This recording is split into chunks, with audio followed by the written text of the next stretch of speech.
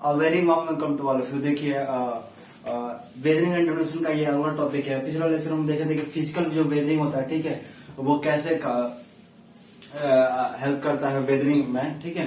आज का जो टॉपिक है उसमें हम लोग डिस्कशन करेंगे केमिकल वेदरिंग और बायोलॉजिकल वेदरिंग, ठीक है। और ये जो दोनों टॉपिक है, ठीक है, उसका जो वेदरिंग वाला पार्ट है, ठीक है, वो खत्म हो जाएगा। उसके बाद हम लोग देखेंगे कि जो डेनोनेशन वाला पार्ट है वो कैसे काम करता है, ठीक है। तो देखो ये फिजिकल वेदरिंग हम बहुत सारे फैक्टर को भी देखा गया था कि कैसे कैसे काम कर रहा है, ठीक है। आज का जो टॉपिक है उसमें देखते हैं हम लोग केमिकल वेदरिंग। देखिए केमिकल वेदरिंग जो होता है उसमें जो होता है रॉक टूटेगा, वो किसके थ्रू टूटेगा, किसी न किसी केमिकल की वजह से। और वो जो केमिकल्स होगा कहीं हुआ है तो वो वाटर के साथ मिक्स हो रहा है, या तो वो ऑलरेडी रॉक के अंदर प्रेजेंट है और पानी उसमें गया तो वो घुल गया पानी में और उसके थ्रू रॉक का डिकम्पोजिशन हो गया, ठीक है। तो इसके भी कई सारे फैक्टर होते हैं और ये जो फैक्टर होते हैं अलग अलग तरह से क्या करते हैं, डिकम्पोज करते हैं रॉक को, ठीक है। और ये सारे फैक्टर मिलके एक बनाते हैं केमिकल वेदरिंग। तो जो केमिकल वेदरिंग है उसमें देखिए ये होता है कि देखिए decomposition of rock by chemical agent. Rock का डिकम्पोजिशन किससे होगा, केमिकल। रॉक किसके थ्रू टूट जाएगा, किसी न किसी केमिकल एजेंट के थ्रू। और वो केमिकल एजेंट देखिए वो क्या हो सकता है, लीचिंग हो सकता है, इरोजन हो सकता है, ठीक है, कुछ भी हो सकता है, ठीक है, जो क्या करे केमिकल वेदरिंग के अंदर आ रहा है। तो इसमें देखिए क्या होता है, alternating and dissolving the rock mineral. जो रॉक की एक्चुअल जो शेप है साइज को अल्टरनेट करना, ठीक है। और रॉक का जो कई तरह से रॉक का फॉर्मेशन होता है, सॉफ्ट रॉक होते हैं, हार्ड रॉक होते हैं, ठीक है। उसके बाद कुछ रॉक डिजल होते हैं वाटर में, कुछ रॉक होते हैं पानी में नहीं घुलते हैं। तो वो जो रॉक पानी में घुल जाएंगे, ठीक है, और जो सॉफ्ट होंगे वो पानी में घुल के रिएक्ट कर जाएंगे, ठीक है। इसके थ्रू क्या हो जाएगा, केमिकल वेदरिंग। केमिकल जो वेदरिंग होता है वो बेसिकली हॉट और ह्यूमिड क्लाइमेट में होता है। ये बहुत इंपॉर्टेंट है, ये क्वेश्चन आया है, ये बहुत ही इंपॉर्टेंट है, ठीक है। ये हॉट और ह्यूमिड क्लाइमेट में होता है। कहाँ होता है, ये एक बार क्वेश्चन पूछा गया था, ठीक है, कि जो आपका केमिकल वेदरिंग है, ठीक है, वो सबसे फेवर कहाँ करेगा, तो हॉट और ह्यूमिड क्लाइमेट में। क्योंकि हॉट टेम्परेचर चाहिए इसको, और दूसरी बात इसको ह्यूमिड क्लाइमेट चाहिए, क्योंकि अगर ह्यूमिड क्लाइमेट नहीं रहेगा तो इसको मॉइस्चर नहीं मिल पाएगा, और मॉइस्चर नहीं मिल पाएगा तो ये वाटर को ऑब्जॉर्व कर नहीं पाएगा कोई रॉक, ठीक है। तो हॉट और ह्यूमिड क्लाइमेट में क्या होना चाहिए, इसका क्या होना चाहिए, वेदरिंग होना बहुत ही जरूरी होता है, ठीक है।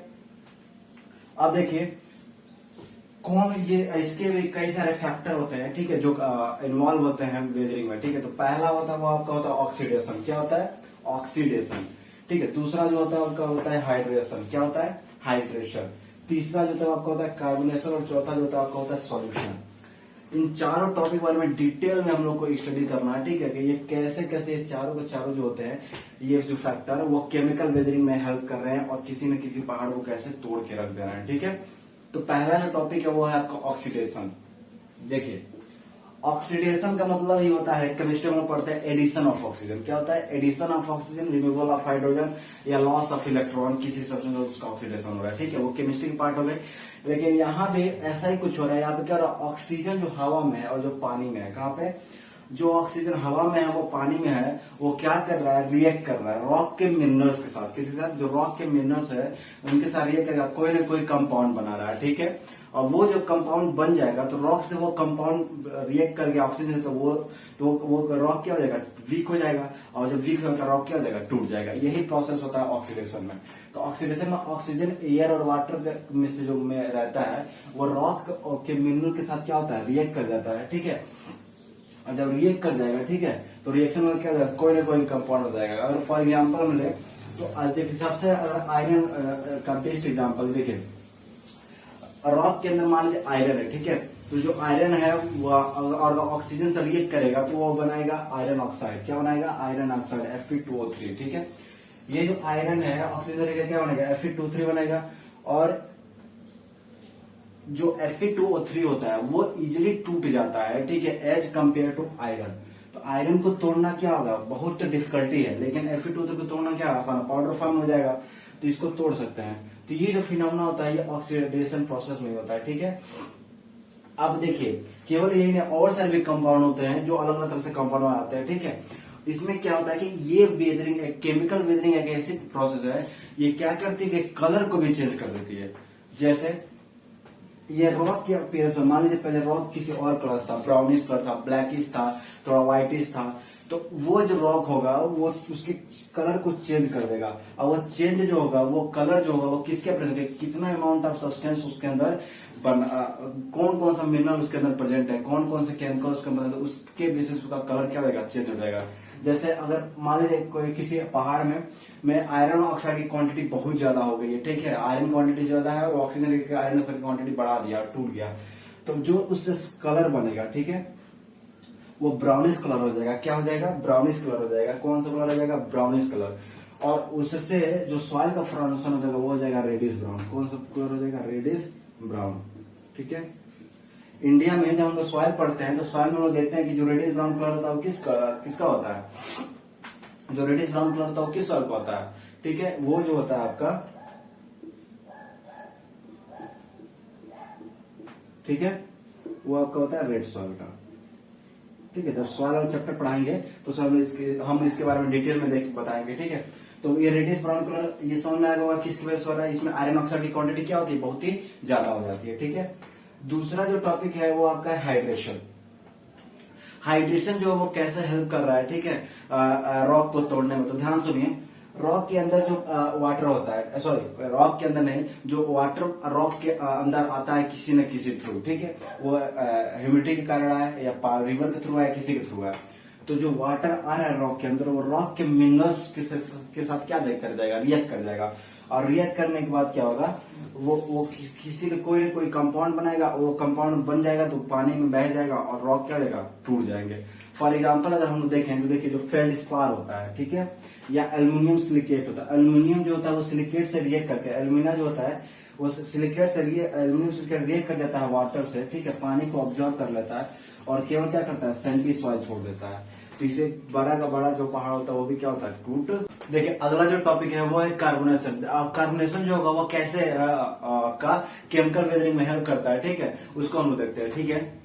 देखिए कार्बोनेशन मतलब होता है कि वाटर के साथ क्या होना, कार्बन डाइऑक्साइड का क्या होना, मिक्स हो जाना, और कार्बन डाइऑक्साइड का मिक्स होके कार्बोनिक एसिड बनाना। अब वो कार्बोनिक एसिड, ठीक है, वो क्या करेगा, एक तरह का एसिड है जो वाटर जो आपके रॉक्स होंगे उस रॉक्स में जाके और उनसे मिल जाएगा, ठीक है। और अब रॉक्स में क्या हो सकता है, आपका कैल्शियम बेसिकली सबसे ज्यादा होता है, ठीक है। और क्या हो सकता है, आपका मैग्नीशियम हो सकता है, ठीक है। और क्या हो सकता है, आपका सोडियम हो सकता है, पोटेशियम हो सकता है, आयरन हो सकता है। तो ये कार्बोनिक एसिड क्या करता है, इन सबसे जाके मिल जाता है और मिल के सॉल्ट बना लेगा, ठीक है। जैसे सोडियम बाइकार्बोनेट बना लेगा, मैग्नीशियम बाइकार्बोनेट बना लेगा, ठीक है, चाहे आपका कैल्शियम बाइकार्बोनेट बना लेगा, ठीक है। तो इस तरह से कुछ कंपाउंड बना लेगा। अब सोचिए ये जो रॉक था, उस रॉक से ये सब मिनरल जब निकल जाएंगे तो रॉक क्या बन जाएगा, एक क्या हो जाएगा, खोखला हो जाएगा और धीरे धीरे क्या हो जाएगा, टूटने लगेगा। तो यही फिनोमेना जो होता है वो कार्बोनेशन में होगा। तो कार्बोनेशन में देखिए क्या होगा, कार्बोनिक एसिड से क्या होगा, रिएक्शन होगा। कार्बोनिक एसिड जिसका फॉर्मूला होता है H2CO3, क्या होता है, H2CO3, ठीक है। कार्बोनिक एसिड से इसका रिएक्शन होगा। कार्बोनिक एसिड से किसका रिएक्शन होगा, आपके रॉक का, किसका होगा, रॉक का रिएक्शन होगा। तो रेन वाटर से mixed with water with carbon dioxide. अब रेन वाटर क्या है, H2O, क्या है, H2O। तो H2O से कार्बन डाइऑक्साइड क्या है, CO2। CO2 से H2 मिलकर बनाएगा क्या, कार्बोनिक एसिड, H2CO3। और फिर से ये H2CO3 मिलकर क्या बनाएगा, सोडियम बाइकार्बोनेट। क्या बनाएगा, कैल्शियम या कैल्शियम से रिएक्ट करेगा तो कैल्शियम बाइकार्बोनेट, सोडियम सोडियम। मान लीजिए हम कहते हैं कैल्शियम मिलाते हैं, CaHCO3 बना देगा, ठीक है, ठीक है। अब ये जब कंपाउंड में, ये आया कहां से, रॉक से आया। अब ये रॉक्स में तो निकल गया, ये होता है पानी में घुल जाता है, बहुत हाईली सॉल्युबल होता है। क्या होता है, हाईली सॉल्युबल होता है वाटर में। जब एक बार ये घुल जाएगा तो घुलने के बाद क्या होगा, पानी में घुल गया और बचेगा क्या, रॉक क्या हो जाएगा, टूट जाएंगे। तो कैल्शियम बाइकार्बोनेट फॉर्म होने के बाद ये वाटर में क्या होता है, डिजॉल्व हो जाता है। और ये वाटर में जब पानी के साथ क्या होता है, बह जाता है। यहाँ पे एक चीज है कि देखिए जब फ्लो होता रहता है, ये बहते रहते हैं तो कहीं न कहीं ये जम भी जाते हैं। मतलब जमने का मतलब कि फ्लो होते हैं तो एक बाय लेयर क्या होता है, इनका फॉर्मेशन होता रहता है, ठीक है। तो ये कई सालों बाद, कई हजार सालों बाद क्या होता है, इनका धीरे धीरे, ठीक है, कुछ दो तरह का फॉर्मेशन कर लेते हैं, ठीक है। तो ये दो तरह के लैंडफॉर्म का फॉर्मेशन कर लेते हैं, ठीक है। पहले को बोलते हैं हम लोग स्टेलासाइट और दूसरे को बोलते हैं स्टेलागामाइट। पहले को बोलेंगे स्टेलासाइट, दूसरे को बोलेंगे स्टेलागामाइट। क्या? स्टेलागामाइट, ठीक है। अब ये दोनों वर्ड का मतलब समझिए। देखिए, मान लीजिए कोई पहाड़ था, ठीक है, गुफा जैसा। तो उस गुफा में ऊपर से शिपिंग हो रही थी, नीचे पूरा पानी भरा था। तो ये जो मिनरल्स होंगे, ठीक है, इनकी लीचिंग हो रही है। लीचिंग होते होते क्या बनाते हैं कि यहाँ से जब लीचिंग होती है तो ऐसे एकदम कोनिकल शेप का क्या बनाते हैं, ऐसे ऊपर से बना देते हैं, ऐसे कोनिकल शेप का, ठीक है, एकदम ऊपर से ऐसे कोनिकल शेप का बन जाएगा कोन, ठीक है। तो ये जो है एक्चुअली में कैल्शियम बाइकार्बोनेट ही है जो ऐसे इस तरह का बन रहा है, ठीक है। यहाँ मैग्नीशियम बाइकार्बोनेट है, तो इस तरह का, इसको बोलते हैं स्टेला। जब वो ऊपर से कोनिकल शेप होगा, कोनिकल शेप होगा तो उसको बोलेंगे स्टेलागामाइट, और वही जब नीचे से होगा तो उसका नाम बोल देंगे स्टेलागामाइट। स्टेलागासाइट और स्टेलागामाइट कुछ है नहीं, बस एक क्या है, कैल्शियम बाइकार्बोनेट जब लेयर बाय लेयर फॉर्म हो रहा था तो एक कोनिकल शेप का स्ट्रक्चर बन गया। ये बेसिकली गुफाओं में देखी जाती है, ठीक है, जहाँ पे लीचिंग ज्यादा होता है, ठीक है, जहाँ पे रेन वाटर, ह्यूमिडिटी, हॉट और ह्यूमिड क्लाइमेट बहुत ज्यादा होती है, उस एरिया में सब देखा जाता है, ठीक है।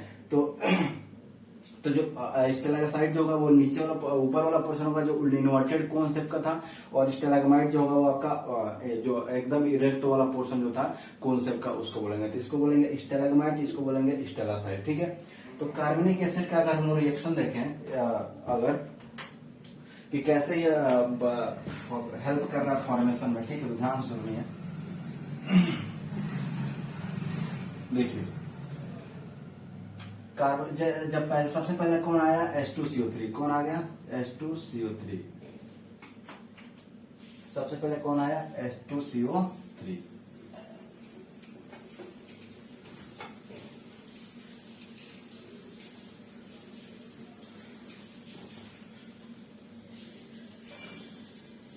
देखिए, सबसे पहले आएगा CO2। कौन आएगा?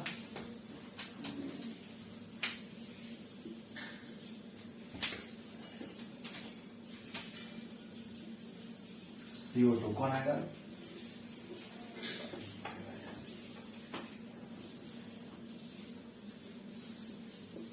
CO2 आएगा, ठीक है।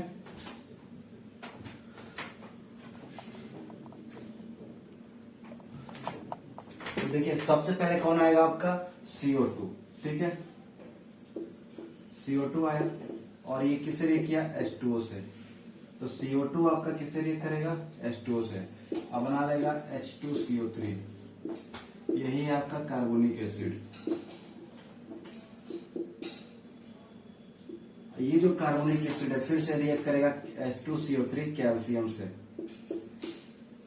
और ये बना लेगा CaHCO3। और ये CO3 क्या होता है? हाईली क्या होता है? सॉल्युबल होता है पानी में, और ये आसानी से क्या हो जाएगा? घुल जाएगा, ठीक है। तो यही प्रोसेस होता है कार्बोनेशन में। लास्ट टॉपिक है केमिकल वेदरिंग का, वो है आपका सॉल्यूशन, ठीक है। सॉल्यूशन जो होता है एक्चुअली में क्या होता है कि जो पहाड़ होते हैं, तो ऐसे माउंटेन जो क्या होते हैं, समुद्र के किनारे वाले माउंटेन हो, ठीक है। तो उनमें क्या होता है कि जो सॉल्टी वाटर होता है, हमेशा क्या होता है, इनको लहरें आती हैं और उनके ऊपर चढ़ती रहती हैं, और क्या होती है, इनका कुछ न कुछ मिनरल डिजॉल्व होते रहते हैं। इसमें यही होता है कि जो रेन वाटर होगा या ओशन का वाटर होगा, वो मिनरल से रिएक्ट कर जाएगा रॉक के, और क्या कर लेगा, इनको अपने आप में क्या कर लेगा? डिजॉल्व कर लेगा। उसके बाद से ये क्या करेंगे, बिलो द ज्वाइंट जो रॉक्स होंगे, रॉक के अंदर जो ज्वाइंट्स होती हैं, गैप होते हैं, उनके अंदर चले जाते हैं, और वहां जो मिनरल्स होंगे उनको क्या कर लेंगे? डिजॉल्व कर लेंगे, और पहाड़ को एकदम बीच से क्या कर लेंगे? खोखला कर देंगे, और फिर से वो पहाड़ क्या धीरे धीरे किसी न किसी के थ्रू टूट जाएगा, ठीक है। तो ये जो गैप होगा उसमें पानी जो होगा सिप करके हुए चला जाएगा, और फिर से ये डिकम्पोजिशन, मतलब पहाड़ क्या हो जाएगा? टूट जाएगा धीरे धीरे करके, और क्या हो जाएगा? एक नया वहां पे ब्लेंड का फॉर्मेशन हो जाएगा, ठीक है। आप कई सारे मूवी में या फिल्मों में देखे होंगे, ठीक है, कि जो पहाड़ होते हैं वो समुद्र के बीच बीच में खड़े होते हैं। एक्चुअली में वो जो पहाड़ थे पहले पूरा एक माउंटेन रेंज हुआ करता था, जो समुद्र के लहर धीरे धीरे कर करके एक क्या नहीं, एक कोनिकल शेप दे देती है, ठीक है। तो वो इसी का ये सॉल्यूशन का ही वो सारे जो पहाड़ एग्जाम्पल है बेस्ट, कभी कभी देखते हो कि जो कुएं का पानी होता है उसमें भी क्या होता है, सॉल्टी मतलब नमक नमकीन जैसा वो पानी लगने लगता है, उसको ब्लैकनेस बोलते हैं। सेम फिनोमेना भी यही होता है, वहां भी जो पानी होता है वो मिनरल को क्या करता है, डिजोल्व करने लगता है, और इसकी वजह से क्या होता है, उसके अंदर ब्लैकनेस सॉल्टी मतलब नमकीन जैसा उसका स्वाद आने लगता है पानी का। ठीक है, तो ये जब सब चीजें किसके अंदर आती है, सब केमिकल वेदरिंग के प्रोसेस में। ठीक है, लास्ट टॉपिक देखिए वो है बायोलॉजिकल वेदरिंग। ठीक है, बायोलॉजिकल वेदरिंग जो होता है वो 3 एजेंट के द्वारा होता है, प्लांट, एनिमल और ह्यूमन एक्टिविटी। ठीक है, प्लांट जो होता है, देखिए प्लांट का जो रूट होता है, ठीक है, एक तरह का फोर्स होता है, जब वो पहाड़ों पर ग्रो करता है, जब सबसे पहले पहाड़ जो ग्रो करने वाला जो ऑर्गेनिज्म है वो है लाइकेंस। जो एल्गी और फंजाई का क्या होता है, एसोसिएशन होता है, वो जो होता है वो पायनियर कम्युनिटी पाया जाता है, मतलब पहला ऐसा कम्युनिटी जो होता है वो पहाड़ पे ग्रो कर सकता है। ठीक है, वो कुछ ना कुछ तरह का कार्बोनिक एसिड सीक्रेट करता है, और यही कार्बोनिक एसिड क्या करता है, पहाड़ को गलाने में मदद करता है, तो वो कार्बोनिक एसिड सीक्रेट करता है। ठीक है, लाइकेन, और ये जो लाइकेन होता है कार्बोनिक एसिड सीक्रेट करके पहाड़ को क्या करता है, उसको छोटे छोटे क्या होते हैं, पेड़ पौधे उगते हैं, हॉप्स उगते हैं, टी श्रब्स उगते हैं, और फिर वहां पे जंगल बन जाता है। तो ये जो टॉपिक है इकोलॉजी का पोर्शन है, इसको बाद में देखा जाएगा। फिर से बस यहाँ पे ये समझिए कि रूट ऑफ जो प्लांट होता है उसमें प्रेशर लगाता है रूट रॉक के पे, और रॉक क्या होता है, टूट जाता है, तो वो एक तरह का प्रेशर लगता है, जिसके बाद क्या होता है, वहां पे छोटे छोटे वेदरिंग होते हैं। ठीक है, एनिमल, कुछ एनिमल ऐसे बरोइंग एनिमल, जो एनिमल क्या करते हैं, मिट्टी को खोद करके अंदर, जैसे चूहा हो गया, ठीक है, इस टाइप के जो एनिमल होंगे वो क्या करते हैं, पहाड़ों को क्या करते हैं, छोटे छोटे टुकड़ों में क्या करते हैं, तोड़ते रहते हैं, और सुरंग बना के उसके अंदर रहते हैं, और पहाड़ को छोटे छोटे पर क्या करते हैं, तोड़ते रहते हैं। उनके जो पार्टिकल्स होंगे उनको लूज कर देंगे, और वो भी पहाड़ क्या धीरे धीरे क्या हो जाएगा, टूट जाएगा। ठीक है, और ह्यूमन एक्टिविटी, जो ह्यूमन एक्टिविटी है, अभी तक जितना हम सारा फैक्टर पढ़े हैं, ठीक है, वो फैक्टर एक साइड रख लीजिए, और जो ह्यूमन एक्टिविटी है उसको एक साइड। ठीक है, सबसे बड़ा अगर किसी डिस्ट्रक्शन बर्बाद करने में, ठीक है, पहाड़ों का या नेचर को बर्बाद करने में किसी का रोल है तो हम इंसानों का है। ठीक है, वो इंसान अपने लालच से माइनिंग, ठीक है, बड़े बड़े डायनामाइट से पूरे पूरे पहाड़ को क्या कर देते हैं, तोड़ देते हैं। उसके बाद से रोड कंस्ट्रक्शन जितने भी पत्थरें आती हैं, जितनी भी गिट्टियां लगती हैं, वो सब कहीं न कहीं पहाड़ से जो आ रही है वो सब टूटते हैं। पहाड़, पेड़ों की कटाई हो रही है, नए नए रोड बन रहे हैं, नए नए बिल्डिंगें बन रही है। ठीक है, तो ये सब किसकी तरफ जा रहा है, हम अपनी तबाही की तरफ बढ़ रहे हैं। ठीक है, और हमको पूरी तरीके से बर्बाद करने पे हम लोग लगे हुए हैं। ठीक है, तो ये जो चीजें ह्यूमन एक्टिविटी होता है वो सबसे बड़ा मेन कारण है। ठीक है, और ये जो होता है वेदरिंग को से बढ़ के क्या कर रहा है, मतलब पूरी तरह से विनाश की तरफ बढ़ रहा है। ठीक है, तो ह्यूमन एक्टिविटी में माइनिंग, रोड कंस्ट्रक्शन, डिफॉरेस्टेशन, ये सारे कुछ फैक्टर थे जो क्या कर रहे हैं, जो बायोलॉजिकल वेदरिंग के अंदर आते हैं, और ये क्या करते हैं, पूरी तरीके से वेदरिंग में पार्टिसिपेट करते हैं। ठीक है, आज का ये टॉपिक था बायोलॉजिकल वेदरिंग, केमिकल वेदरिंग। ठीक है, इसमें कोई भी डाउट होगा तो आप हमसे डायरेक्टली कमेंट सेक्शन में पूछिएगा। ठीक है, किसी तरह का कोई भी प्रॉब्लम हो तो हमसे आप कांटेक्ट भी कर सकते हैं। ठीक है, तब तक के लिए हम मिलते हैं।